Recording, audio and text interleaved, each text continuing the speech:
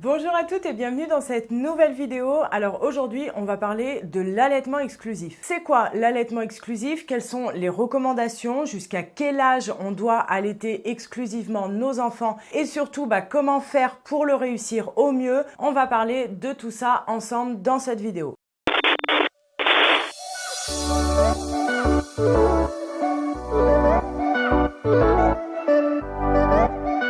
Alors, tout d'abord, l'allaitement exclusif, c'est simplement le fait qu'un nourrisson ne reçoive que du lait maternel. Ça veut dire pas d'eau, pas d'autres aliments, pas de lait industriel, vraiment rien d'autre que le lait maternel. Les différentes recommandations sont l'allaitement exclusif jusqu'à 6 mois minimum et ensuite, on recommande aux mamans de continuer à allaiter leurs enfants jusqu'aux 2 à 3 ans de l'enfant, bien évidemment en complément d'une diversification alimentaire. Donc les différentes organisations, ça correspond à quoi? C'est l'Organisation mondiale de la santé, c'est l'Académie américaine de pédiatrie et c'est également à notre échelle la Société française de pédiatrie et d'autres institutions également dans d'autres pays. Donc en ça, je veux dire que c'est pas seulement une recommandation pour les pays pauvres. On a tendance dans nos pays occidentaux à croire que ces recommandations sont faites pour les pays pauvres, les pays sous-développés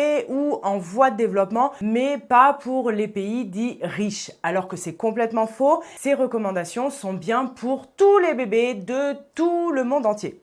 Alors, pourquoi choisir l'exclusif? Aujourd'hui, on a suffisamment de recul et d'études où on sait que le lait maternel donc est l'aliment le plus adapté, le meilleur pour nos bébés, mais c'est surtout qu'il est dose dépendant. Ça veut dire que plus on va allaiter longtemps exclusivement et puis après longtemps au cours des années de nos enfants, et plus les bénéfices de l'allaitement seront bons, meilleurs pour bébé et également pour maman. Donc ça, c'est un point qui est très important parce que souvent, on va parler des 6 premiers mois de l'enfant. On sait que c'est important pour le développement du bébé, mais on pense encore trop fréquemment, notamment chez nous, que passer déjà les 3 mois, le lait, il sert plus à grand chose. Passer 6 mois, ça devient un petit peu de l'eau et alors passer 1 an, c'est une hérésie. Et en fait, pareil, c'est complètement faux. Il faut savoir, par exemple, que passer la première année, le lait maternel va se modifier en fonction des nouveaux besoins de l'enfant et donc va être plus riche, plus adapté, plus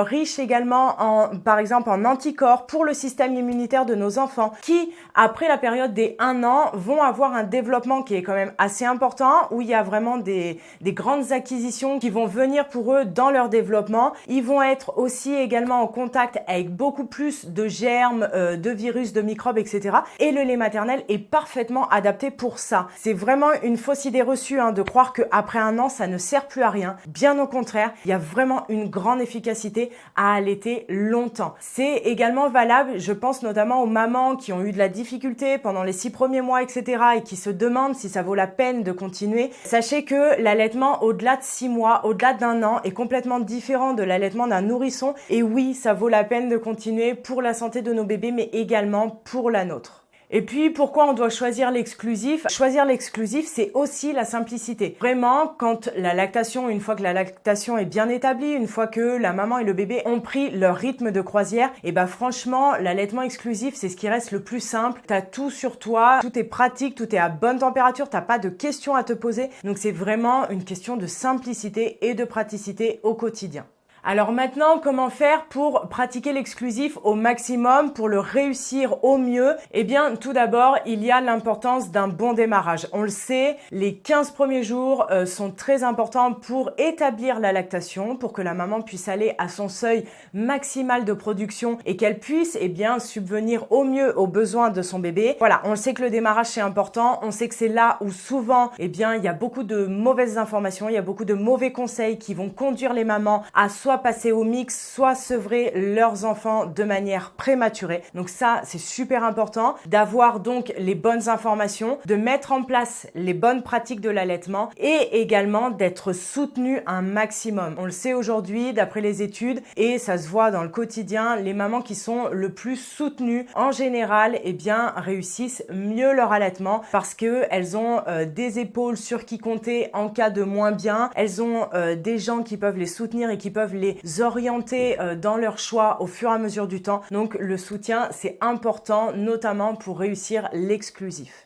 Et puis, il y a une chose aussi dont on parle pas souvent, c'est que pour réussir l'exclusif, le mieux, c'est de rester avec son bébé. Malheureusement, en France, on a un congé maternité qui est complètement nul, archi nul, qui ne vraiment pousse pas les mamans dans l'allaitement et dans le postpartum, tout simplement. Les mamans n'ont pas le temps de profiter de leur enfant. À peine elles ont commencé à trouver un petit rythme, eh bien, elles doivent tout recommencer et reprendre le travail. Eh bien oui, le congé maternité, s'il y a un truc qu'on devrait faire bouger en France, c'est ce fameux congé. On devrait permettre aux mamans de pouvoir, allaitant ou non d'ailleurs, de pouvoir rester au moins les 6 premiers mois avec leur enfant sans perdre tout leur argent, parce que tu peux pas non plus t'occuper d'un bébé sans un sou, on est bien d'accord. Malheureusement aujourd'hui, c'est pas encore trop à l'ordre du jour. J'espère que ça va changer, mais c'est vrai que ça serait bien d'anticiper quand on est enceinte, quand on a le projet de faire un enfant, eh bien de réfléchir au maximum comment on peut faire pour rester le plus de temps possible avec bébé. Franchement, reprendre le travail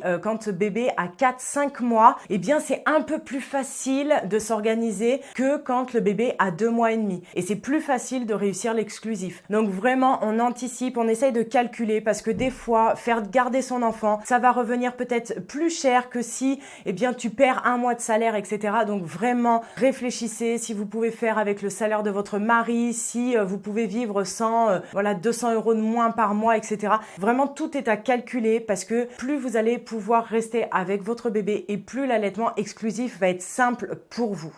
Et maintenant, comme vous l'avez vu dans le titre, c'est ce que tout le monde devrait faire. En tout cas, c'est ce qu'il y a de mieux pour nos bébés, pour la maman, etc. C'est ce qu'il y a de physiologique, de normal, tout ce qu'on veut. Mais dans la pratique, on sait toutes qu'il y a des fois, on peut pas faire comme ça. Il y a des fois, ça se passe pas comme ça. Il y a des fois, c'est compliqué. Donc, c'est pas grave. Il faut vraiment se dire que chaque allaitement, c'est un succès. Que l'on ait allaité 1 semaine, 3 jours, 6 mois ou 3 ans, tout allaitement est un succès. Ça, c'est vraiment quelque chose qu'il faut faire changer dans la tête des mamans. Si vous arrêtez d'allaiter au bout d'1 mois, ce n'est pas un échec. Si on vous a donné des mauvaises informations, oui, ça fout les boules, oui, ça rend triste, oui, on peut avoir des regrets, mais ce n'est pas un échec pour vous. C'est pas grave, on a fait ce qu'on a pu au moment où on l'a pu. Donc vraiment, tout allaitement est un succès et ça, c'est important qu'on le sache en tant que maman. Sachez que même si vous avez par exemple donné que le colostrum les 3 premiers jours, c'est déjà énorme pour votre bébé parce qu'on sait que c'est un cocktail puissant et incomparable pour son système immunitaire. Chaque goutte de lait maternel compte. Et puis, je vais répondre à une question de plusieurs mamans qui m'a été posée.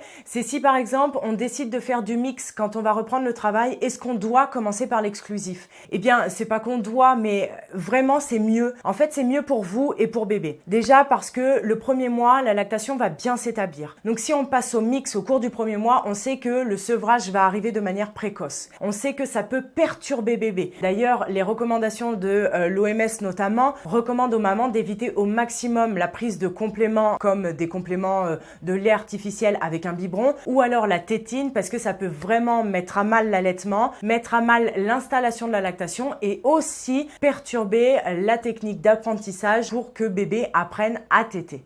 Donc, si on veut faire du mix quand on reprend le travail, eh bien, je vous conseille vraiment de commencer par l'exclusif, histoire de bien mettre en place la lactation, histoire de donner vraiment, votre lait à votre enfant, que vous aussi, ça soit bon pour vous, pour votre postpartum. Vraiment, il y a autre chose que la nourriture dans l'allaitement maternel. Et ensuite, une fois que vous avez bien établi votre allaitement exclusif, en fait, vous ne savez pas si, par exemple, aux 3 mois de reprise du travail, vous n'allez pas changer d'avis et vouloir, par exemple, tout simplement tirer votre lait. Donc si vous avez fait de l'exclusif avant, ça va être facile pour vous de tirer votre lait et d'avoir toute la quantité nécessaire pour bébé quand il sera en mode de garde. Donc voilà, vous ne savez pas comment votre allaitement sera demain. Donc le mieux, c'est de commencer en exclusif jusqu'au dernier moment et après, si on décide de faire du mix, eh bien de faire le mix au moment voulu. Et puis, ce qu'il faut savoir aussi, c'est qu'il y a des mamans, par exemple, qui vont avoir beaucoup de difficultés durant les premiers mois, de par des mauvais conseils, des mauvaises informations, etc. Ou tout simplement, un accouchement qui se passe mal. Bref, tout plein de raisons.